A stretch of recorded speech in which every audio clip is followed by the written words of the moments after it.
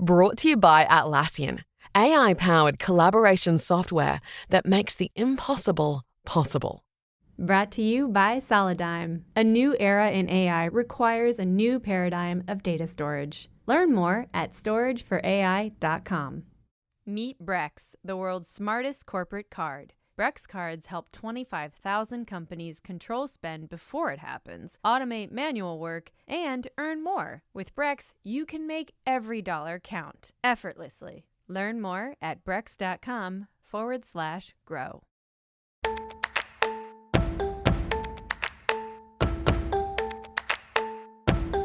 I'm Yasmin Gagne. I'm Josh Christensen. And this is Most Innovative Companies. On today's episode, Fast Company senior writer Ainsley Harris. Innocent people have been pulled over because the data is not always correct. There is a federal database of stolen vehicles, and it's not updated in sort of some perfect real-time way, right? President and CEO of Warner Brothers Discovery Global Streaming and Games, J.B. Perrette. The advent of streaming has enabled now an ability to actually truly program and entertain a global audience. And as always, keeping tabs. Just sparked this whole conversation online about how traditional journalists are demeaning towards influencer journalists. But first, here's the download. The news you need to know this week in the world of business and innovation. On Monday, Disney and Fubo announced a merger between Hulu and Fubo. Disney, of course, owns Hulu and basically every other streaming and major franchise that you can have. Anyways, Disney will become the majority owner of the resulting company, while Fubo shareholders will own the remaining 30% of the company. Together, the streaming services have 6.2 million subscribers who will still be able to use both services separately after the deal closes. I thought they would have had more subscribers, to be honest. I have no idea. Yeah. I'm an idiot. Well, it's like half of what Crunchyroll has. I don't know. Why do you know how many subscribers Crunchyroll has? Because I read, yes. Okay, well, we'll get to that later. I consume business content, unlike some people. I think that this is discrimination against those of us who can't read. You and Leah Michelle. Meta has announced it will end a fact-checking program that was put in place to curtail the spread of misinformation across its social media apps. A practice that was doing a great job so far. Real bang-up job at the current. I'm like, what did you end? Yeah. Once the change goes into effect, Meta will rely on users to add notes to posts that may contain false or misleading information instead of using news organizations and other third-party groups. It's basically how X is moderated in scare quotes. I will say, it's not good and it's not moderation, but some of the trolling done through community notes on X is very funny. It's very well done. McDonald's will be scrapping diversity targets for its employees and suppliers. The Chicago-based company will, however, continue to report numbers pertaining to diversity in its ranks. The company had made progress since issuing targets that included tying executive pay to increasing the share of women and racial minorities in leadership roles by 2025. More than 30% of the company's U.S. leaders now come from underrepresented groups, while 25% of its spending goes to diverse suppliers. Walmart, Ford Motors, and Tractor Supply are among the major companies that have pulled back on DEI commitments recently. Earlier this week, shares of NVIDIA neared all-time highs in pre-market trading, although they did fall a bit when markets opened, after the company announced a slew of new AI products at CES trade show in Las Vegas. NVIDIA announced several hardware and software products as well, including the Cosmos synthetic training model, which is aimed at making it easier for companies to train AI-powered robots and cars, along with launching its first desktop computer. The company also unveiled a new line of graphics cards aimed at consumer PCs. This company really does everything. NVIDIA is kind of like the Joey Chestnut of companies. It's the Joey Chestnut of companies. Exactly. Every year, Joey Chestnut's eating more hot dogs. And finally, President-elect Donald Trump has chosen Paul Atkins to lead the Securities and Exchange Commission. While he was a top official there, Atkins voted several times against punishing big companies and was extremely critical of the agency's enforcement process. During his time as an SEC commissioner, Atkins voted against at least 10 enforcement actions punishing individuals and companies, including Citigroup and IBM. He became well known for his industry-friendly views, even as the agency grappled with the fallout from the Enron and WorldCom accounting scandals. This suggests Wall Street is set for a much easier ride after years of aggressive enforcement under Democratic Chair Gary Gensler. And that's the news you need to know today. So, Josh, have you ever been pulled over by the cops? I've been pulled over so many times, Yaz. It's because you're bald and that's suspicious. I'm bald and that's suspicious. Everyone looks at me and it's just like, is that? That man looks Yeah. unsavory. Is that John Travolta in the remake of Taking of Pelham 1, 2, 3? Incredible reference. Accurate. I've seen that movie, strangely enough, like 4 times, just because it was on TV a bunch. Extreme airplane movie to me. Oh, great airplane movie overall. Anyways, yeah, I used to get pulled over all the time in college because there were so many just like speed traps in my college town because it was a college town. No, it's because you were Yeah. drunk driving. No, I know. yeah, that's true. No, I have never driven drunk, and I would never drive drunk. I'll be very clear about that right now. If I ever get a driver's license, I will get pulled over for driving drunk, but I will be totally sober. Yeah, because you do not drink. Exactly. Because but you're I will be a Muslim. bad driver. You will be a terrible driver if you ever have to drive. But no, I used to get pulled over because it went from 45 to 25, back to like 35, back to 25 on this one stretch of road. And I got pulled over like 4 times in 1 year. Damn. So many times. Also, I'm a terrible driver. Yeah. Basically, you're like Flock Safety, the company we're about to talk about, Oh, yeah. would get your ass. Well, I think my complexion might play a part in that. I think I'd be fine. Do you think drones see color? So the reason we're talking about this is police departments across the country are embracing AI-enhanced surveillance technology in the name of stopping crime. One prominent security firm called Flock Safety is leading the effort and profiting off of all of our fears. Here to tell us more is Fast Company senior writer Ainsley Harris. Welcome back to the show, Ainsley. Thanks so much for having me. Tell us what Flock Safety is, what they do, and what the heck an LPR is. Sure. An LPR, yeah, it's something you see throughout the piece. It's a license plate reader or license plate recognition technology. The idea with an LPR is that it's something that you put at an intersection and it's reading every license plate that comes through the intersection and using some kind of software to interpret the image and then connect it to a database so that you can understand if a stolen vehicle or another vehicle that's on some sort of like hot list is passing through that intersection. Tons of police departments across the country have this technology now. It's existed actually for quite a while. I weirdly thought this was everywhere already. Yeah. Which is maybe me being stupid. Well, there's been some form of this, right? In some parts of the world, it is. It was first developed, I believe, in the UK as an anti-terrorism technology. And that was decades ago. But the technology has gotten not just better and better at accurately reading the license plates, but it's also gotten a lot cheaper. And that sort of paved the way for this startup, Flock Safety, which is based in Atlanta. And they introduced a version of an LPR that sort of undercut the market. Originally, they were selling LPRs for 1/10 of the price that some of the more established companies like Motorola Solutions were selling them for. And that really gave them an opportunity to kind of break through.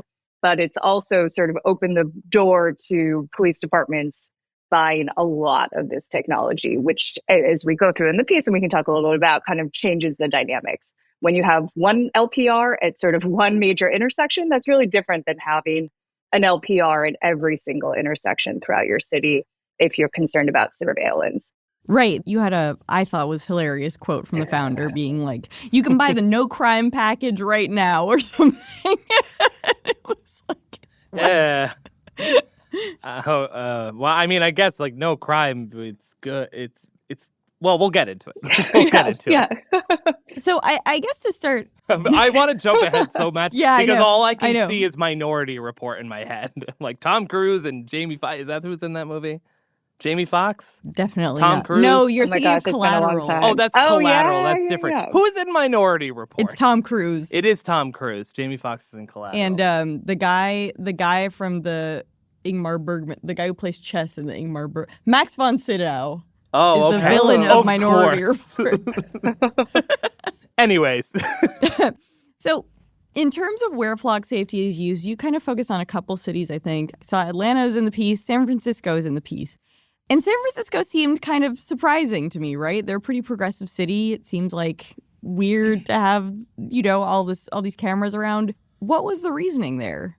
What's so interesting about Flock and about this technology is that I think we're seeing cities across the country, no matter, blue state, red state, embrace it. And I think it's important to kind of understand why and sort of how we got here. So one of the reasons they're embracing it is that while crime in most cities is in some ways sort of back to pre-pandemic levels, the one sort of like outsized example of where that is not true is motor vehicle theft and carjackings. And I think you see it a lot. And that is often then also tied to retail theft. And so that has been this sort of like real blight on police departments' ability to really demonstrate that they have kind of brought things back under control post-pandemic. And at the same time, police departments are in many cases understaffed. And so you're seeing that there's this like real demand for solutions specifically for motor vehicle theft.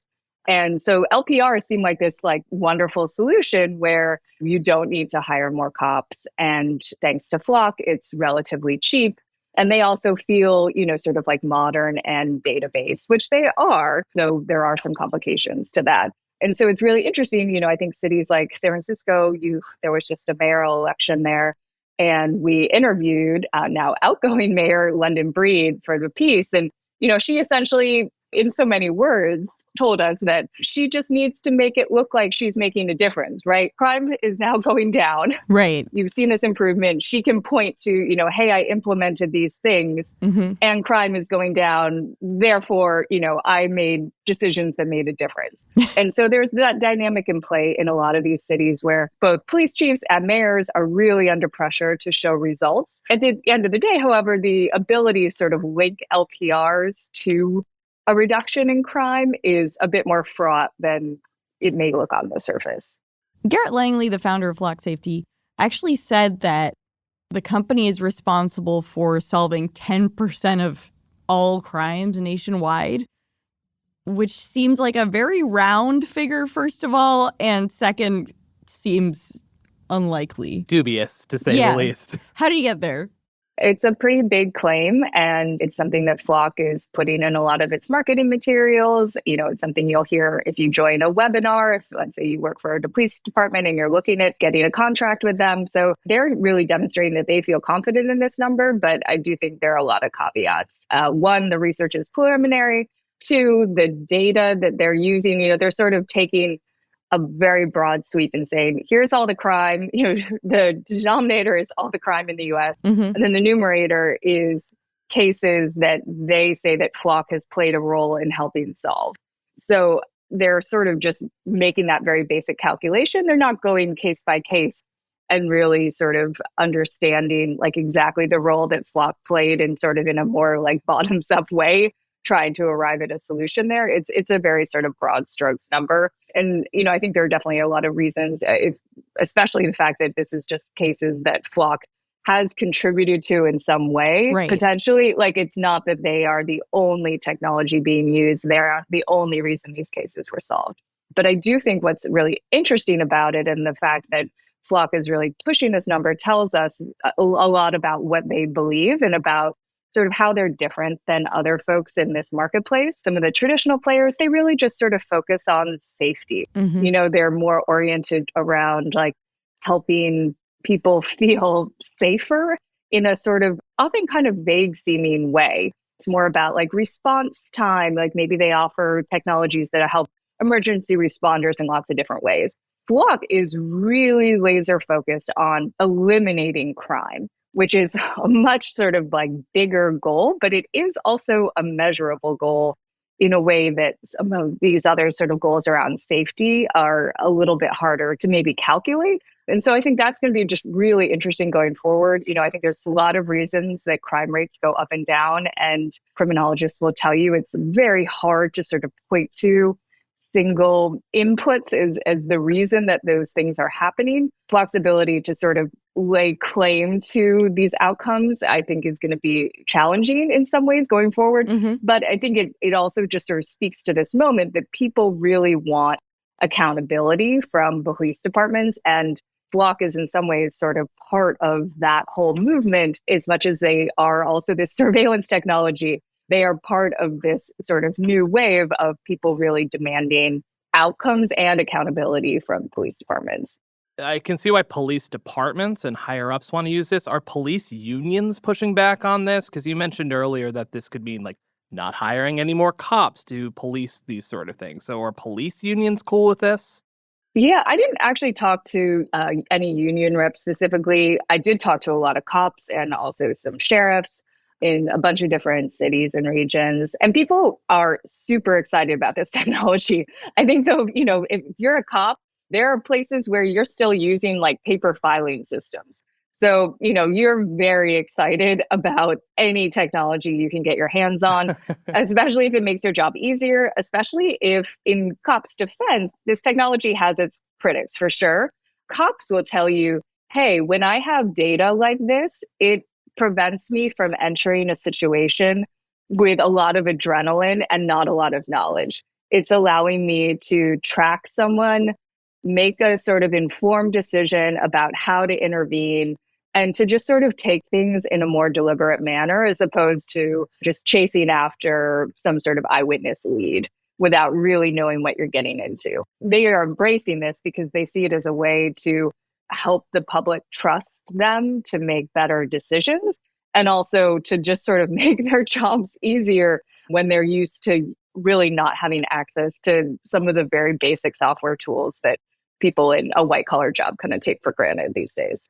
So tell us a little bit about CEO Garrett Langley, the founder of the company. What's his deal?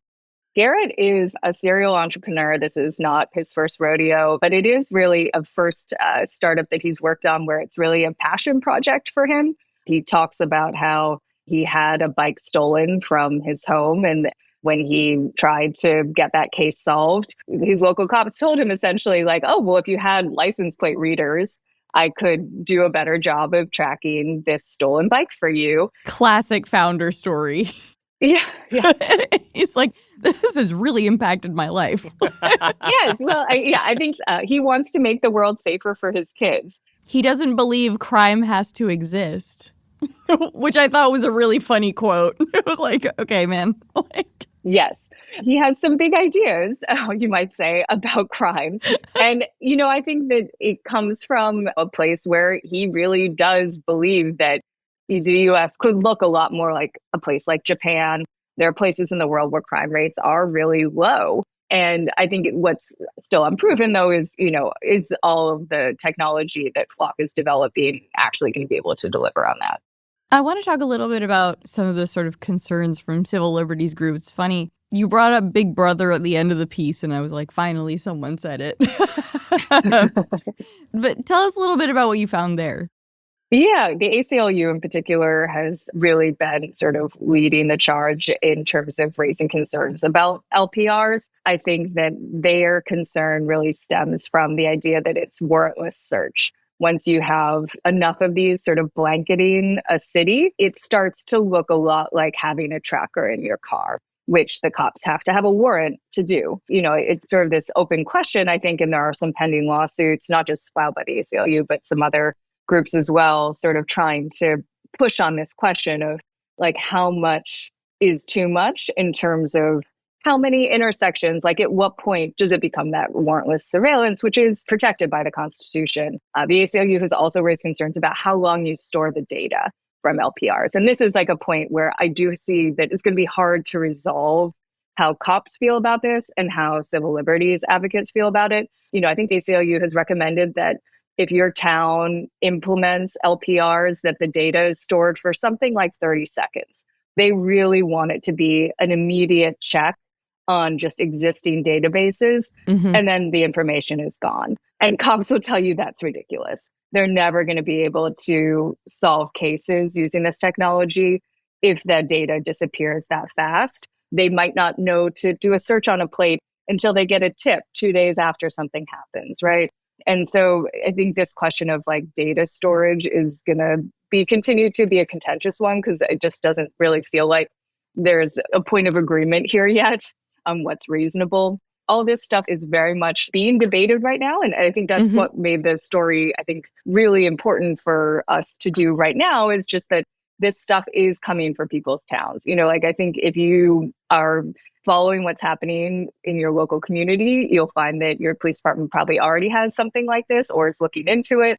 And these questions around implementation are really complex and also where it gets interesting, but also really important for people to be engaged. So I think having an awareness that the data storage is an issue and the amount of this technology being used, like those implementation questions, I think are places where people can sort of speak up and demand accountability. Speaking of sort of track record, I suppose, have the LPRs made mistakes or misidentified? Like, are there prominent examples you can point to? Innocent people have been pulled over, right? Because the data is not always correct. There is a federal database of stolen vehicles and it's not updated in sort of some perfect real-time way, right? People forget to take cars off when they're found.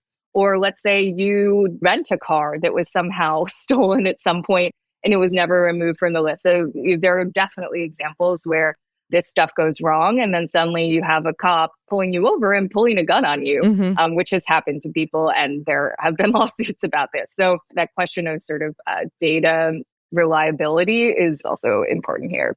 I guess to end this, I'm curious what's next for the company. And by that, I mean, did you hear about any new products that they're launching? They've raised $380 million. Like, are they going public? What does the future look like here? Yeah, there are some new products that they've developed. They don't just offer LPRs anymore. They also have technology that can detect gunshots. So they sell that as well. And that's something they've developed in-house. The big thing that happened recently is they acquired a drone company that develops first responder drones. So this is going to be an increasingly large part of their offering going forward, is the idea is that you can integrate these drones with all your other systems. And let's say there's a stolen vehicle that passes an intersection, you can automatically launch a drone to go track that vehicle and then help you intervene at the right moment without having to do like a high-speed chase, for example. So, but these the systems world is are so much less exciting. This is a drone zipping by, although that drone does have a gun. They don't have guns. They do have cameras. Every movie involving a chase is going to be pre-2025 now. I know it's gonna be how like every Shakespeare is solved with cell phones. Yeah. And so whenever like a theater company does a modern Shakespeare adaptation, it's like, well, we gotta solve for that. Or horror movies in general, every scene of exposition, it's like, oh no, my phone's broken. Or I dropped it in a puddle. Doesn't matter. I need more scenes with phones and rice in horror movies. We'll be back with Ainsley for Keeping Tabs, but first, a quick break followed by my interview with JB Perrette, the president and CEO of Warner Brothers Discovery Global Streaming and Games.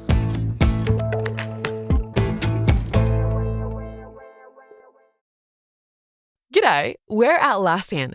We make team collaboration software like Jira, Confluence, and Loom, which power enterprise businesses around the world, including 83% of the Fortune 500.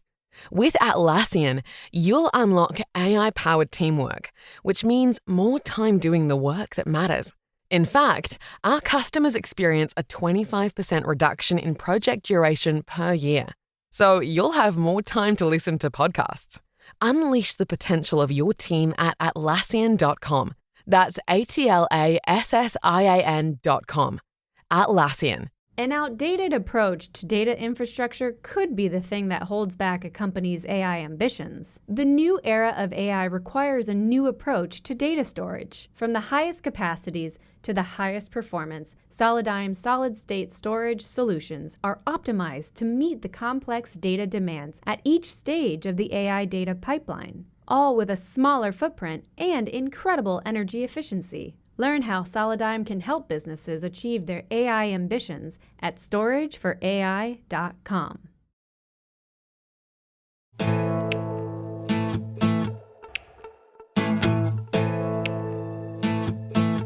This past financial quarter, Max, or HBO, like normal people call it, added 7.2 million global subscribers, which brings its total number of subscribers to more than 110 million. While focusing on premium content and implementing password crackdowns are part of the strategy, along with putting all of TLC's content on its platform, which I'm obsessed with, it also comes down to the platform's international expansion plans. That expansion began on February 27th, when Max made its international debut across 39 territories in Latin America and the Caribbean. President and CEO of Warner Bros. Discovery Global Streaming and Games, JB Perrette, has said globalization is the biggest aspect of growth efforts, and I wanted to find out why. Hi, JB. Welcome to the show. It's great to be on. Thanks for having me. You said that globalization is the biggest aspect of the company's growth efforts. Why do you think that is?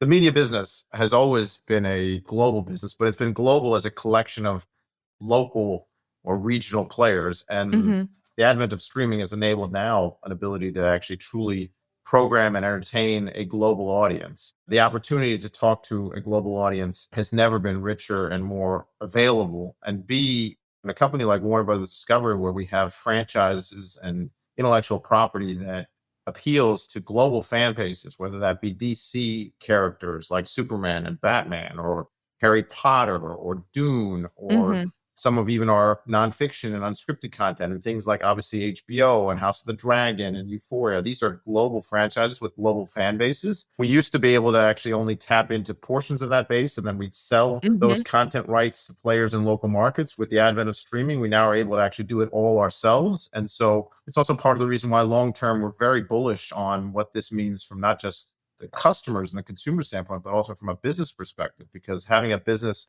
that has all the advantages and the cost leverage of a global scale business, where you're reaching literally hundreds of millions and over time, potentially billions of broadband subscribers across the world, is a incredibly attractive and long-term lucrative business. How do your global ambitions tie in with, rolling out an ad-supported tier? We look at today, the addressable market that Max is going after, if you exclude markets that we can't get into, there's about today 650 million broadband households if we roll out in every market. Max today is available in a little over half those markets. So we still have over almost close to half the world to get after. The ad-supported offering is a way to just say, again, the beauty of this streaming world is it's not a one-size-fits-all. And so we can attract different customer bases that have different profiles. And there are customers around the world who obviously are more price sensitive, can't necessarily afford a higher price point ad-free offering, or in some cases don't really mind seeing a limited, lighter amount of ads and are willing to pay 30, 40, 50% less and get still all the goodness of the content, but just watch a couple minutes of ads an hour. Why did it take you so long? Great question. Well, we could spend an entire podcast just talking about the history of Warner Brothers, Time Warner. The reality is the evolution of the business has been such that it took a while for the combination of the two companies. Obviously, this company was born out of a legacy Warner Media business and a legacy Discovery company that came together about 2.5 years ago to form Warner Bros. Discovery. Both companies had been doing and been very active globally, but just had been pursuing slightly different strategies, which was essentially licensing their content in more of those models, or in the case of Discovery, having linear channels for those models. And that model worked really successfully up until several years ago. And so when you have very successful businesses, it's hard to move away from them. I think that's part of the reason. And then really this merger, and then when we came in 2.5 years ago, we spent the first 12 to 18 months frankly, rebuilding the technology platform and the product itself to have a much more high quality, stable, and higher performing platform to deliver the experience, including live events, high concurrency entertainment content, more features. And so it took us that time to build it or rebuild it. And then we had to re-platform around the world over the last 12 months. The exciting thing is we started it in May 23 in the US.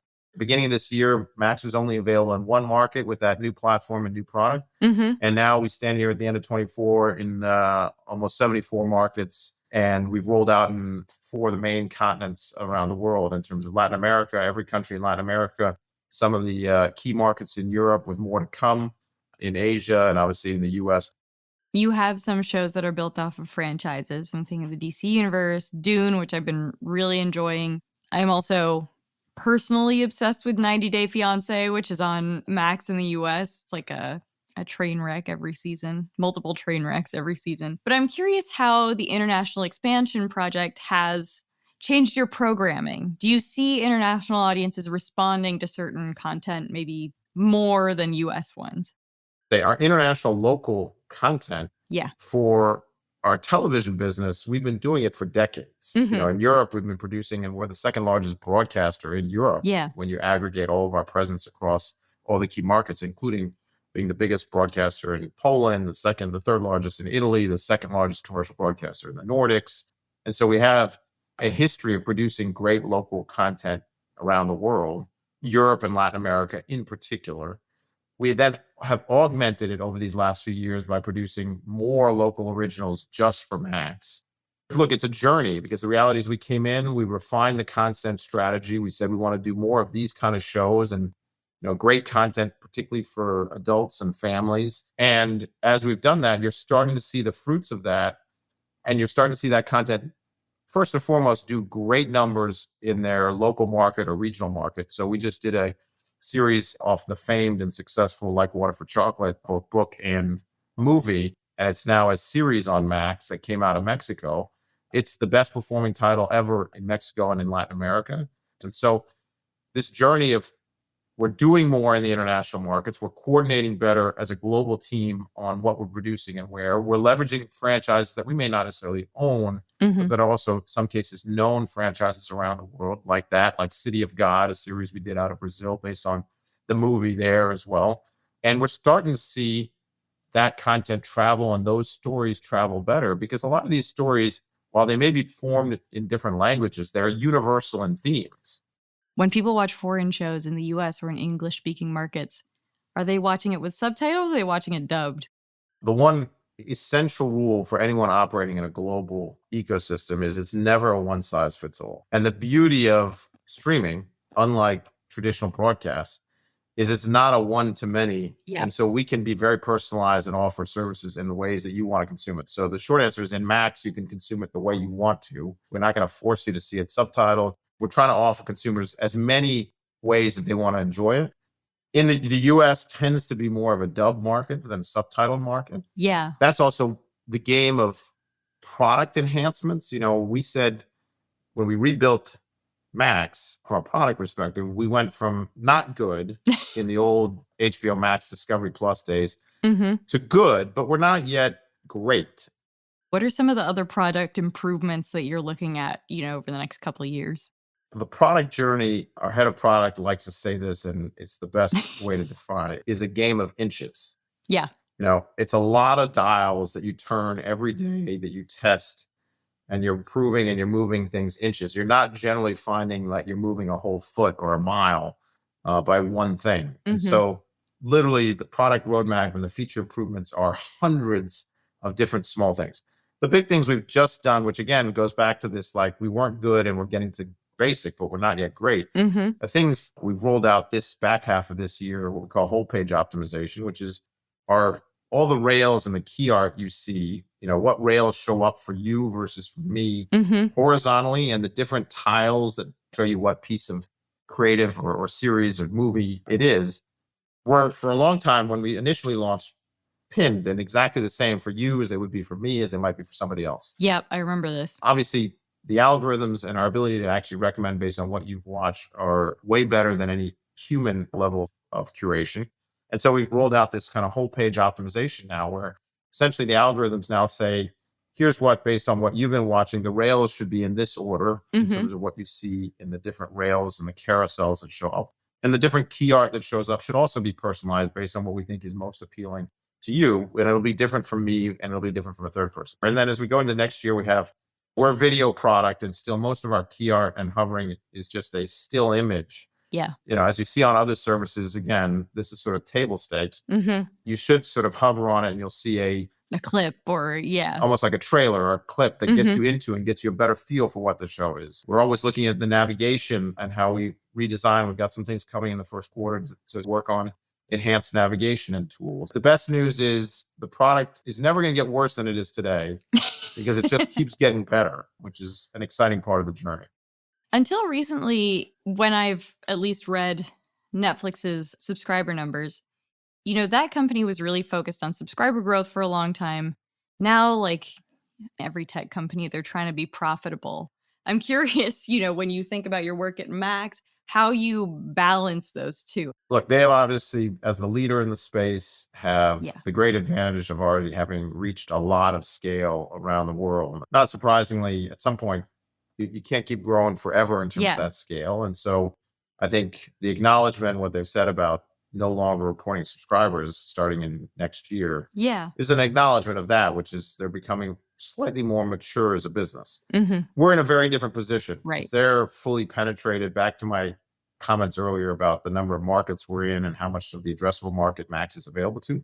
The good news for us is, on the one hand, as you suggested, we're late to the party. On the other hand, the good news is we still have a lot of growth ahead of us over these next 2 years. And so that's the exciting kind of turbocharge for us. In the fourth quarter, we have a robust roadmap for 2025 and 2026. We see opportunities for tens of millions of subscribers more as we finish our global rollout and the better content lineup. Netflix did high growth with no profits for most of its existence and has now started delivering less growth, a lot of profits. Yes. To their credit.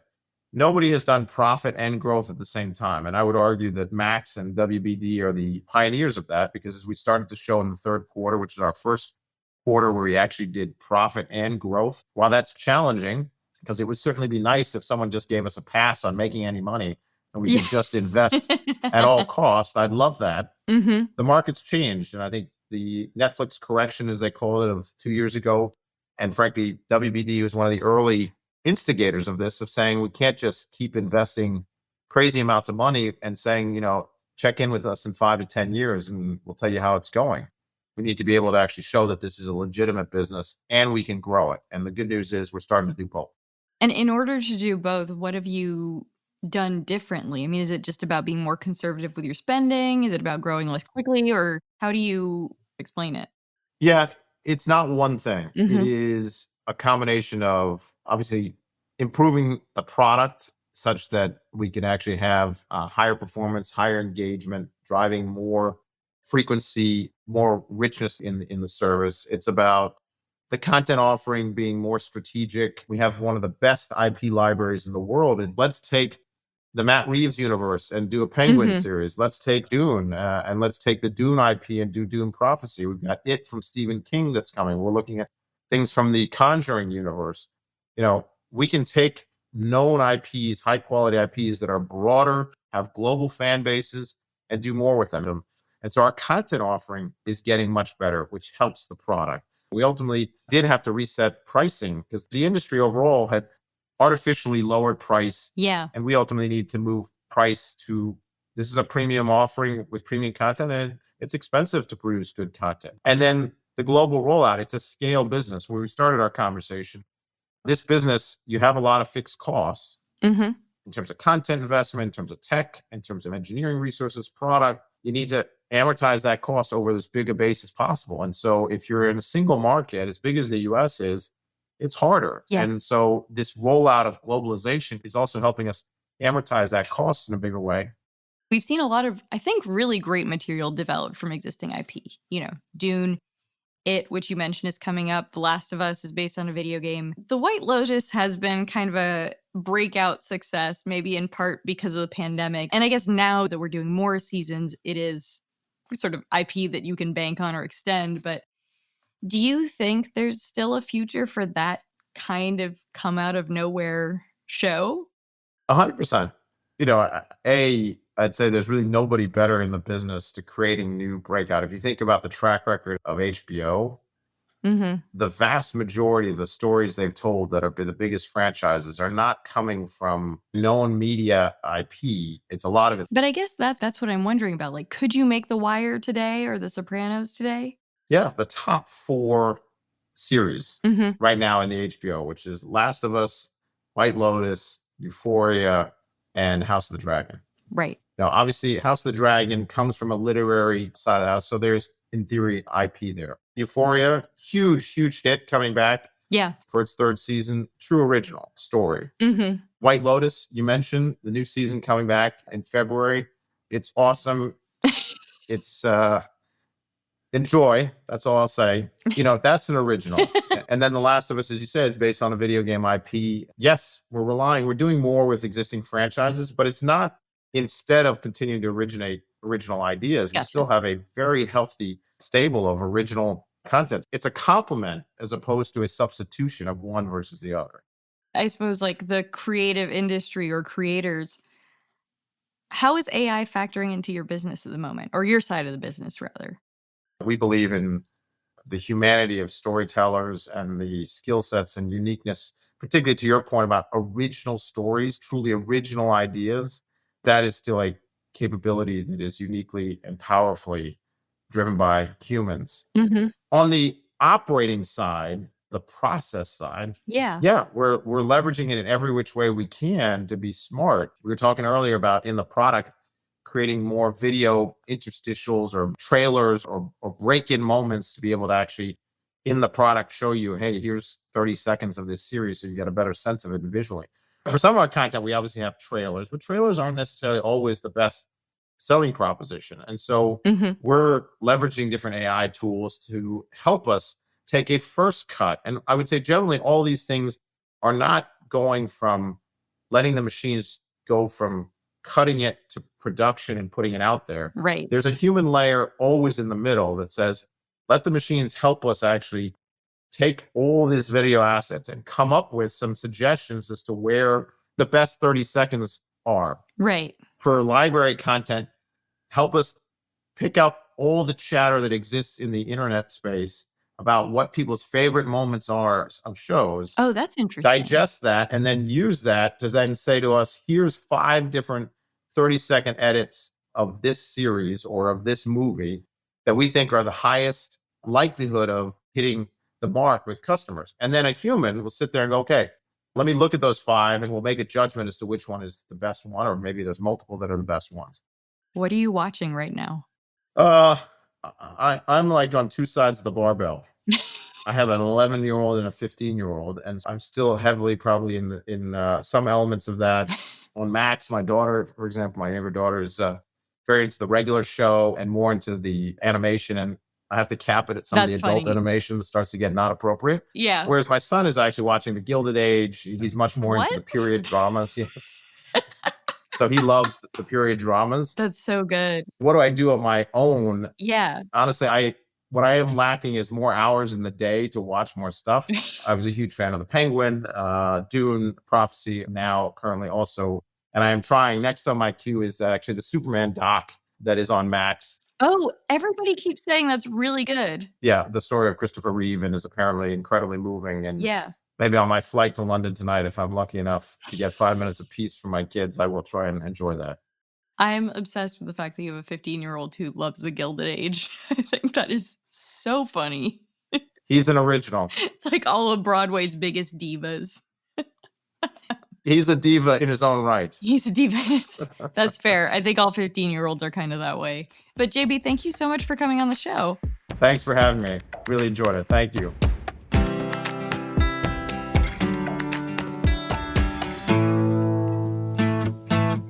Have you heard about Brex? It's the world's smartest corporate card. Finance leaders love it because it's got powerful controls and rewards that help them make every dollar count. Here's why Brex cards are so smart. You can embed your expense policy inside the card. This lets you control employee spending before it even happens. Brex cards also automate manual expense tasks like receipts, memos, and reviews. So you're freed to focus on optimizing your company finances. Over 25,000 companies take every dollar further with Brex. Join them at brex.com/grow.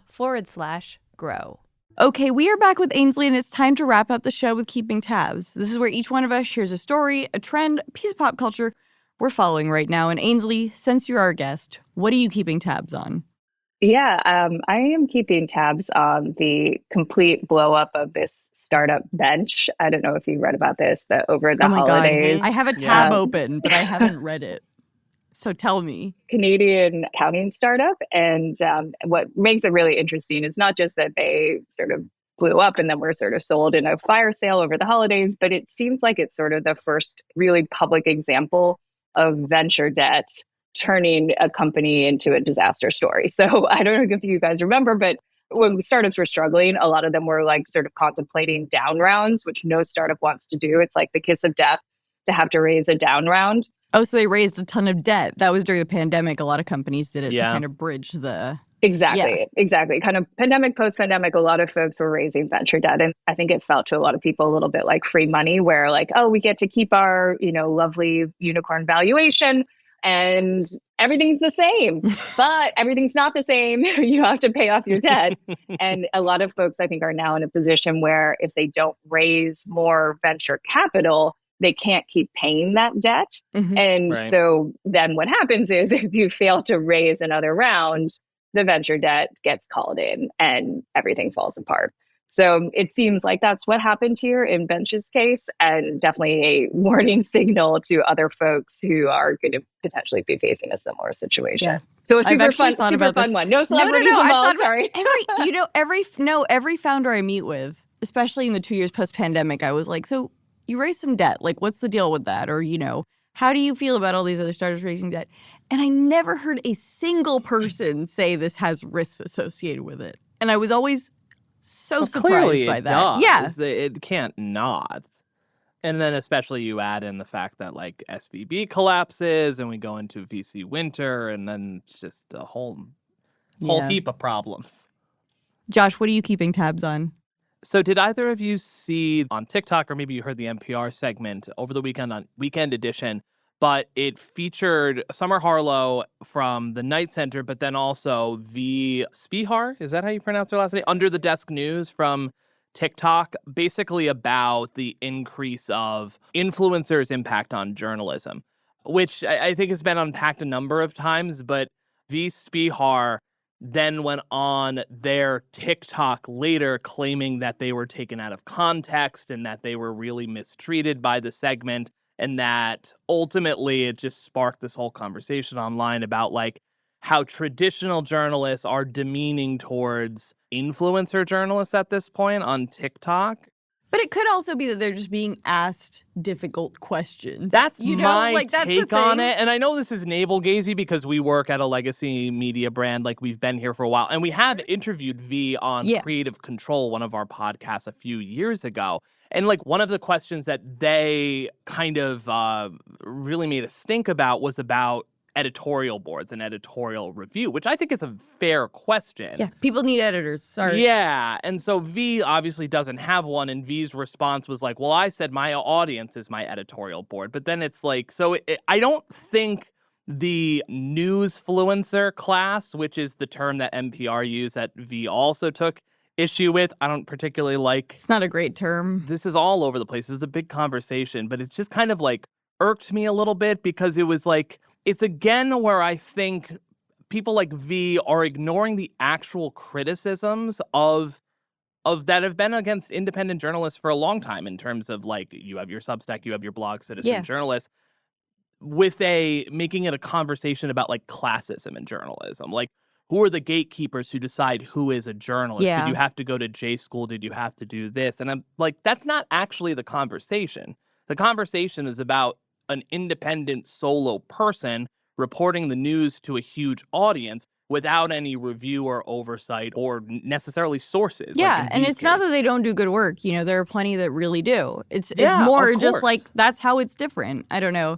There's something I think about a lot because I'm subscribed to a fair amount of Substacks, and it's like, there is actually a difference between reporting and just sharing the vibes you feel. Yeah. And it's like, people do not appreciate that enough. Yeah, which I think is the big issue with V in particular. I think like V like fancies themselves like a Tom Brokaw like reporter on TikTok. You know what I mean? Like, they're like, they very much have this like sense of importance of how they're pursuing things, but they're just someone on TikTok aggregating news. Yeah. You know what I mean? And this is where I get frustrated with this. Like, I think legacy media companies shoot themselves in the foot all the time and certainly deserve more criticism than they get. I mean, the New York Times gets plenty, I think, at this point now, for good reason. But like, I was just kind of rolling my eyes watching their TikTok about this subject. We would love to have you on the pod, though.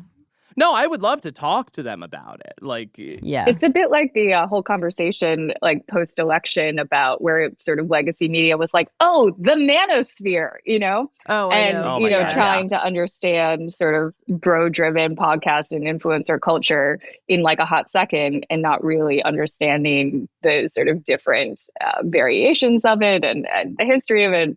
And, I think you just sort of like the conversation on both sides, like it feels like people don't really know how to talk to one another, to your point, Josh, or understand one another. Totally. yeah, being part of the New York Times doesn't make it good journalism or bad journalism. The quality of the journalism itself needs to be judged. And like influencers and those sorts of journalists need to be held to the same standard that we are. Wow, you sound like a paid expert, Josh. I just sound like a... Yaz, what are you keeping tabs on? So I've got two things. The first is I was flying back from London yesterday, and we did not have Wi-Fi, and our TVs didn't work. So I read a whole book. Wow. Give me an award. Called Butter by Asako Yusuke. It's so good. It was like a bestseller in Japan. Can't recommend it enough. It's like kind of a crime novel. When did it come out? Like last year. Oh, but okay. it's just been, I love a crime it's just been story. translated. It's so good. I was so impressed. And then the other thing I wanted to bring up, because I think we should end the segment on this, is that on New Year's Eve, I spoke to you about this previously, Andy Cohen and right. Andy Cohen and Anderson Cooper were presenting the whatever New Year's Eve telecast, and they had, I think you pronounce it Rafe, but I can't do it. Ralph Fiennes was... Well, if you're as close to Ray Fiennes as I am. Right. Ralph Fiennes. Was... Joseph Fiennes' brother. Joseph Fiennes' brother was on the show, and he did read that monologue from TikTok about being very demure and very mindful. Oh, my God. Yeah. And I think that's what should play us out. I missed that. Yeah, play the tape. This is how I do my makeup for work. Very demure, very mindful. I don't come to work with a green cut crease. I don't look like a clown when I go to work. I don't do too much. I'm mindful at work. See how I look? Very presentable. The way I came to the interview is the way I go to the job. A lot of you girls go to the interview looking like Marge Simpson, looking like you're going to look like Patty and Selma. Not demure. Not demure, but I am very modest.